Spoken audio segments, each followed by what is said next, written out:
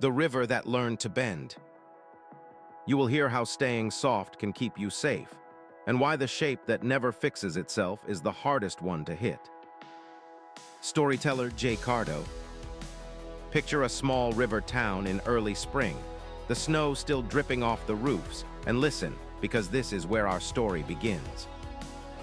I grew up 2 streets from the Quinn Ranch, a patch of land that looked peaceful but was always for sale.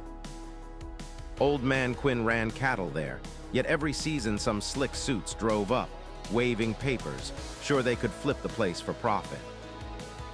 My dad worked the feed store, so I watched the ranch from the loading dock, same view every afternoon. Quinn always greeted the buyers the same way, calm voice, dusty boots, same old Stetson. He answered questions straight, prices firm, no hurry, no change. By the end of each meeting, the suits walked off smiling, already counting their future millions. Within months, the deals collapsed. The ranch stayed Quinn's, and the suits cursed his stubborn hide. I was 16, and I thought the man was just lucky or stubborn or both. One April dusk, I carried grain past the fence and saw Quinn patching a gate. He called me over. I asked why nobody could ever buy him out. He tapped the post, smiled, and asked if I ever saw the river freeze in one shape. I said no, water moves, ice breaks, it never stays the same. He nodded and said that was the whole secret. He told me to meet him at the upper pasture Saturday if I wanted the longer version. Curiosity beat my weekend plans, so I showed up. We rode an old ATV along the ridge. The land looked ordinary, but Quinn spoke like it was a chessboard only he could see. He said the first developers wanted the ridge for condos, so he planted heritage oaks right where they dreamed of glass.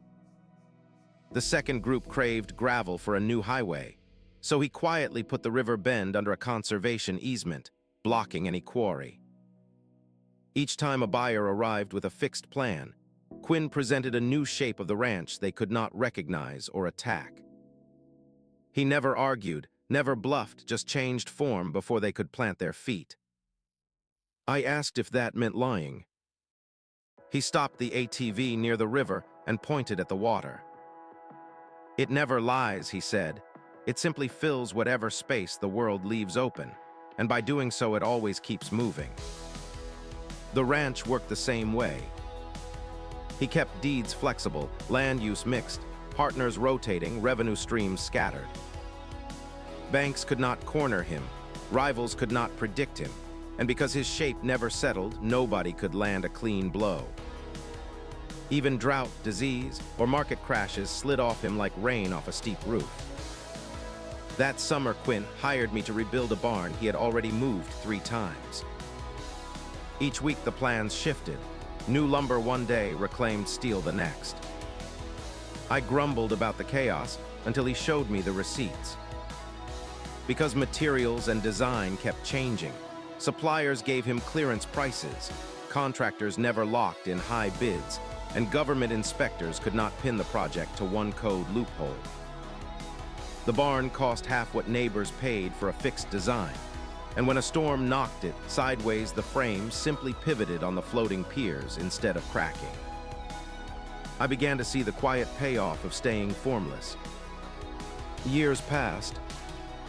I left for college, studied business, and returned to open a little outdoor gear shop on Main. Meanwhile, a nationwide chain wanted to build a giant sporting goods box at the highway exit, right where my lease sat. Corporate reps marched in, folders thick, offering buyouts, threatening undercut prices, mapping every local competitor they would squeeze. Fear crawled up my throat because my shop felt like a moth against a windshield.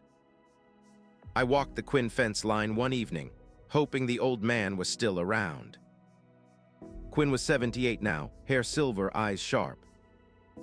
I spilled my problem, expecting sympathy, maybe a loan. He listened, rocked on his heels, then asked what shape I planned to take. I admitted I had no plan, just panic. He chuckled and said that was the perfect place to start.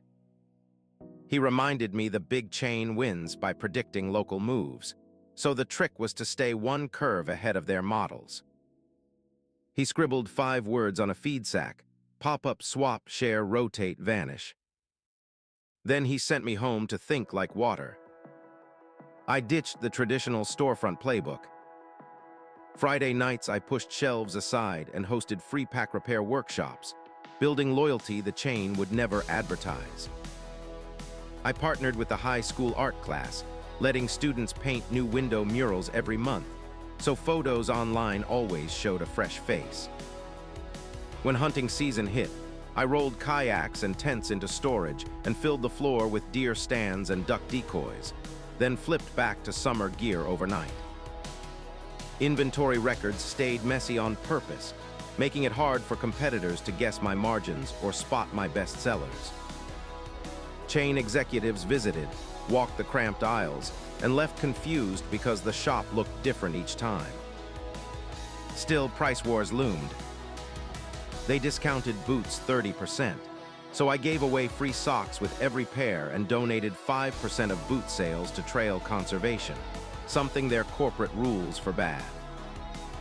They mailed glossy flyers. I recorded quick phone videos from local trails, talking gear tips, no polish, no script. Customers felt the difference and stuck around. Sales dipped some months, yet community trust grew roots the chain could not axe. 2 years in, the corporation trimmed expansion budgets and quietly downsized their highway blueprint. My shop stayed small, nimble, breathing. I drove to the ranch to tell Quinn, but his nephew met me at the gate. Old Man Quinn had passed, smiling, the funeral already done. Nephew handed me a rusted thermos and a note: keep moving, keep shapeless, keep safe. I walked to the river, unscrewed the thermos, and let the coffee aroma mix with the spring wind. Water flashed over stones, never the same rippled twice, and I finally understood. Today the store still stands. Shelves on wheels, logo plain, name changed twice, online presence light and shifting. Some mornings I sell coffee more than carabiners. Some nights I host poetry readings among the sleeping bags. Bankers frown at the untidy projections, yet cash flow slips past their forecasts every quarter. A new franchise just circled town last month, scouting locations, confident they can predict the local market. I smiled, rearranged the back room into a bike share hub, and posted the schedule in chalk, erasing tomorrow before they finish typing today's report. Summary: Quinn taught me that a fixed shape is an easy target, but a moving current is almost impossible to hit. By letting go of rigid plans and staying adaptable like water, you protect yourself and keep options alive. Life will throw big competitors, tight budgets, and sudden change your way. Stay formless, adjust quickly, and the world will never pin you down.